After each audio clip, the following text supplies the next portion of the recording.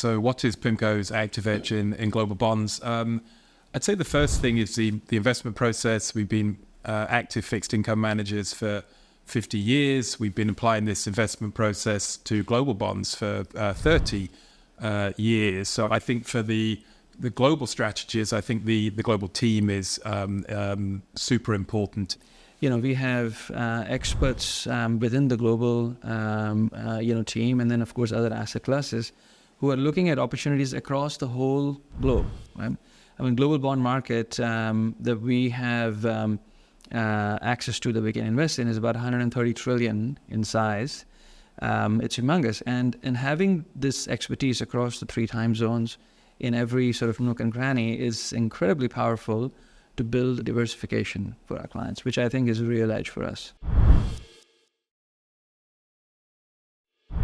So in terms of the style of the investment approach, looking to have diversification, we will have top-down macro trades, very important in a strategy like the global strategies, duration, yield curve, positioning, spread, country allocation obviously is really important. In global bond markets, you have a lot of non-economic players. You have passive funds, you have governments, companies which are focusing not on alpha but on other outcomes. So I think that active approach is a real advantage.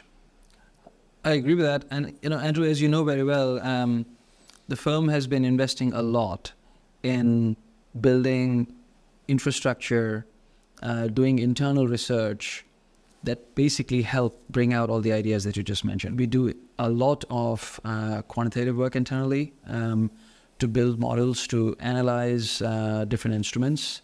That goes all the way across from futures contracts, how to think about different derivatives, not just from just pure mathematical sort of point of view, but also long-term empirical or long-term returns perspective. And then lastly, you mentioned about different actors in the markets. Just to sort of add a point about the passive.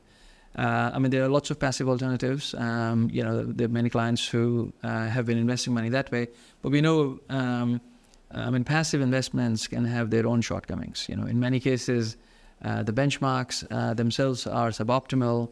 In many other cases, these passive investment techniques, they find it difficult even replicating the benchmark.